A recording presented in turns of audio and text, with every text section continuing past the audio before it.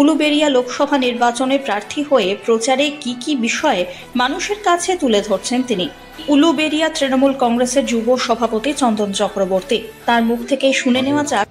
20 মে 20 মে vote Uluberia কেন্দ্রের। আমাদের কেন্দ্রের প্রার্থী হলেন আমাদের মাননীয় মুখ্যমন্ত্রী এবং আমাদের সকলের প্রিয় ছাত্র যুব নয়নের মণি অভিষেক বন্দ্যোপাধ্যায়, আশীর্বাদ ধন্য সাজদা আহমেদ। ওনার প্রচারে আমরা প্রথম থেকেই ঝাঁপিয়ে পড়েছি এবং অনবদ্যভাবে উলুবেড়িয়া পূর্ব কেন্দ্রের প্রত্যেকটা মানুষ সুন্দরভাবে ঝাঁপিয়ে পড়েছে। আমাদের উলুবেড়িয়া পূর্ব কেন্দ্রের তৃণমূল যুব কংগ্রেসও ওনাকে পুরোপুরিভাবে আগের যে মার্জিন বিগত দিনে সেই মার্জিনের তুলনায় নতুন করে আবার বেশি ভোটে যাতে উনি যেতেন সেই প্রোগ্রামের জন্য, তার জন্য আমাদের বিভিন্ন ধরনের প্রচার কর্মসূচি শুরু হয়ে গেছে ইতিমধ্যে। সকলের প্রিয় আমাদের এই কেন্দ্রের অভিভাবক, আমাদের মাথার উপর গার্জেন যিনি সবসময় থাকেন, তার নেতৃত্বে তার সবসময় তিনি আমাদের অভিভাবক এবং তিনি যেমনভাবে নির্দেশ দিচ্ছেন সেই নির্দেশ মতো উলুবেড়িয়া পূর্ব কেন্দ্রের প্রত্যেকটা নেতৃত্ব কর্মী আমরা জোটবদ্ধভাবে একসাথে কাজ করছি। কি বিষয়গুলো তুলে ধরছে মানে মানুষের কাছে? যে বিষয়গুলো আমাদের দেখুন, প্রথমেই আমাদের বিষয় যদি একটাই থাকে, মমতা বন্দ্যোপাধ্যায়ের উন্নয়ন। শুধুই একটাই প্রশ্ন, বিরোধীদের লাগাতার কুৎসা অপপ্রচারের বিরুদ্ধে মমতা বন্দ্যোপাধ্যায়ের যে অকল্পনীয় আমাদের যে উন্নয়ন, যেভাবে মানুষের পাশে প্রত্যেকটা ঘরে তিনি যেভাবে বিরাজ করছেন, যেভাবে চলে গেছেন প্রত্যেকটা মানুষের কাছে, ওটাই আমাদের হাতিয়ার। তার মধ্যে রয়েছে লক্ষ্মীর ভাণ্ডার, যেটা বিগত দিনে মমতা বন্দ্যোপাধ্যায় কদিন আগেই যেটা 500 থেকে 1000 করেছেন, 1000 থেকে 1200 করেছেন তপশিলি মহিলাদের জন্য, এবং প্রত্যেকটা বাড়ি কন্যাশ্রী, রূপশ্রী, আমাদের সবুজ সাথী সাইকেল থেকে শুরু করে বিভিন্ন যে 64টা প্রকল্প আছে সেই প্রকল্পগুলোকে নিয়ে আমরা মানুষের পাশে যাচ্ছি। এবং উলুবেড়িয়া আমরা পৌরসভার মধ্যে পড়ি, আমাদের উলুবেড়িয়া পূর্ব কেন্দ্র উলুবেড়িয়া পৌরসভার 32টা ওয়ার্ড আর 2টো অঞ্চল। কিছুদিন আগে আমাদের পঞ্চায়েত নির্বাচন গেছে, আমরা 2টো অঞ্চলেই জয়ী হয়েছি। সেখানে মানুষের কাছে আমরা আমাদের উন্নয়নের বার্তা নিয়ে যাচ্ছি, আমাদের পঞ্চায়েতে কিভাবে আমাদের দল, আমাদের প্রধান যারা হয়েছেন তারা কিভাবে মানুষের কাজ করছেন, রাস্তাঘাট থেকে শুরু করে আলো। আর উলুবেড়িয়া পৌরসভার উন্নয়ন মুখরিত। এখানে আমাদের অভিভাবক যেভাবে আমাদেরকে সুন্দরভাবে সাজিয়ে দেন, আমাদের পুলক রায় তিনি অভিভাবক, এবং তার সাথে সাথে উলুবেড়িয়া পৌরসভার চেয়ারম্যান মহানাগরিক অভয় দাস, তার নেতৃত্বে আমরা সুন্দরভাবে ওয়ার্ডে বিভিন্ন জায়গায় রাস্তাঘাট, আলো, জল এগুলো মানুষের কাছে তুলে ধরছি। যেটুখানি আমরা যেভাবে মানুষের কাছে যাচ্ছি তাদের কাছে ব্যাপক সাড়া পাচ্ছি।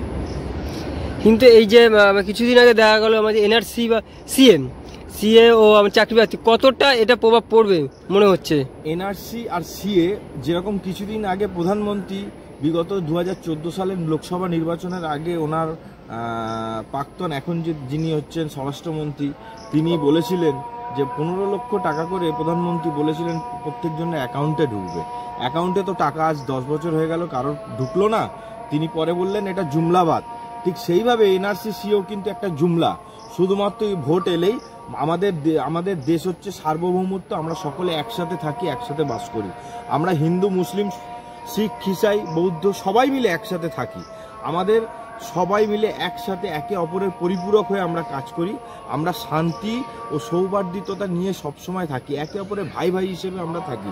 সেই কারণে আমাদের এখানে বিশেষত পশ্চিমবঙ্গের মতো জায়গাতে এই সম্পর্কের আমাদের নেত্রী মমতা বন্দ্যোপাধ্যায় একটা কথা বলেন যে ধর্ম যার উৎসব কিন্তু সবার, আমরা কিন্তু সবার মাঝে গিয়ে মিলিত হই। তাই ওই জুমলা যেভাবে এনআরসির কথা ওনারা বলেন, ভোট এলেই আবার ভোট চলে গেলেই সেটা উধাও হয়ে যায়। মমতা বন্দ্যোপাধ্যায় যতদিন বেঁচে আছেন উনি বলেছেন এই বাংলায় এনআরসি সিএ কিছু হবে না। কিন্তু আজকে দেখা গেল, কিছুক্ষণ আগে দেখলাম 2016 সালের টেট পরীক্ষার সব প্রার্থী নাকি সব বাতিল, ভুয়ো। কি বলবেন সে বিষয়ে? 2016 সালে সম্ভবত আপনার একটুখানি বোধহয় সম্ভবত ভুল হচ্ছে, টেট নয়, ওটা এসএসসি। ওটা এসএসসি প্রার্থী বাতিল হয়েছেন। ওটা মহামান্য কোর্টের বিচার। ওটা কোর্ট যেভাবে রায় দিয়েছেন, আমাদের সরকার আমাদের মাননীয় মুখ্যমন্ত্রী তার উত্তর দিয়েছেন। তিনি বলেছেন প্রত্যেক চাকরি প্রার্থীদের হতাশ হওয়ার কিছু নেই, উনি পাশে আছেন। পরবর্তী আমাদের ঊর্ধ্বতন নেতৃত্ব আছেন, তারা যেভাবে ঠিক করবেন সেভাবে দেখবেন। তবে এই বিষয়ে আমি মনে করি যে এগুলো যেভাবে একটা তৈরি করা জিনিস যেভাবে হচ্ছে, এর বিষয়ে নিশ্চয়ই আইন আদালত তারা তাদের মতো করে বিচার করছে। বিচারের বিচারটা আমি মনে করি শেষ পর্যন্ত মানুষের বিচার শেষ কথা বলে, মানুষ রায় দেবেন এবং মানুষ শেষ কথা বলবেন। এই সন্দেশখালী এবং আপনি যুব হয়ে এলাকা মানুষের উদ্দেশ্যে কি বার্তা দেবে আর বিরোধী উদ্দেশ্যে কি বার্তা দেবে? একদম শেষ প্রশ্ন।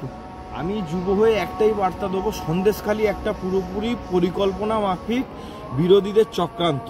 সেই চক্রান্তকে বড় করে একাধিক মিডিয়া, একাধিক সাংবাদিকদের সহযোগিতায় সেই চক্রান্তকে দেখানো হয়েছে। সেই চক্রান্তের মধ্যে দিয়ে এটাকে পরিবেশন করা হয়েছে, মিডিয়াতে পরিবেশন করা হয়েছে। সন্দেশখালী ছোট্ট একটা জায়গা, 2-3টে অঞ্চল নিয়ে সমস্যা, সেটাকে এইভাবে দেখানো হয়েছে যেন গোটা পশ্চিমবঙ্গ জুড়ে বোধহয় এরকম কোনো ঘটনা ঘটছে। তো যদি কোনো অপরাধ হয়ে থাকে, যদি কোনো ঘটনা ঘটে থাকে, তাহলে তার বিষয়ে আইনি পথে আইন ব্যবস্থা নেবে, তাতে তো আমাদের কোনো আপত্তি নেই। কিন্তু কোনো জিনিসকে বাড়িয়ে, কোনো জিনিসকে অতীত করে বেশি করে দেখানোটা আমাদের কাছে সমস্যার জায়গা। আমি যুব হয়ে একটা কথা বলতে পারি, যুব তৃণমূল কংগ্রেসের সভাপতি হিসাবে আমাদের উলুবেড়িয়া পূর্ব কেন্দ্রের যুব নেতৃত্ব যেভাবে প্রত্যেকটা ওয়ার্ডের যুব সভাপতি, এই যে আমার পাশে রয়েছে 10 নম্বর ওয়ার্ডের যুব সভাপতি, 12 নম্বর ওয়ার্ডের যুব সভাপতি, কেন্দ্রের যুব নেতৃত্ব বিভিন্ন যে আমরা একসাথে থেকে কাজ করছি, আমাদের এই নেতৃত্ব মমতা বন্দ্যোপাধ্যায়ের লড়াই সংগ্রাম, অভিষেক বন্দ্যোপাধ্যায়ের লড়াইয়ের সংগ্রামের সঙ্গে ব্যতীত আছে। উনি যেদিন যেরকমভাবে আমাদের দল নির্দেশ দেবে, আমাদের এখানকার অভিভাবক পুলক রায়, অভয় দাস থেকে শুরু করে বেনু সেন থেকে আকবর শেখ থেকে আমাদের কেন্দ্রের সভাপতি যারা যারা আছেন, তারা উপরের নেতৃত্ব, আমাদের গার্জেন, তারা যেভাবে নির্দেশ দেবেন যুব ঠিক সেইভাবে ঝাঁপিয়ে পড়বে। আমাদের কাজ হচ্ছে তৃণমূল দলকে যেভাবে আমরা পোস্টারও মারতে পারি, আমরা রাস্তায় ঝান্ডাও লাগাবো এবং আমরা মাইকটা ধরে প্রত্যেকটা স্ট্রিটে স্ট্রিটে গিয়ে আমরা বোঝাবো যে মমতা বন্দ্যোপাধ্যায়ের উন্নয়নটা কিভাবে হয়েছে। আপনি যুব এলাকা মানুষের কি বার্তা দেবেন? এটা আমি যুব সভাপতি হিসেবে একটাই বার্তা দেবো, সাধারণ মানুষের কাছে যে প্রকল্প মমতা বন্দ্যোপাধ্যায় বিগত 2011 সাল থেকে আজ 2024 পর্যন্ত যেভাবে পৌঁছে দিয়েছেন, মানুষের পাশে তিনি যেভাবে আছেন, সাংগঠনিকভাবে আমাদের ছাত্র যুব নয়নের মণি আইকন অভিষেক বন্দ্যোপাধ্যায় আমাদের যে শিক্ষায় শিক্ষিত করেছেন, যুব সমাজের দায়িত্ব হচ্ছে প্রত্যেকের বিপদে ঝাঁপিয়ে পড়া। আমরা কিন্তু সেই কাজই করি, আমরা কিন্তু দলমত নির্বিশেষে করি, সে সিপিএম হোক, কংগ্রেস হোক, বিজেপি হোক, আমরা দল মত দেখি না। মানুষের বিপদ হলে আমাদের তাদের পাশে থাকতে হবে, ঝাঁপিয়ে পড়তে হবে।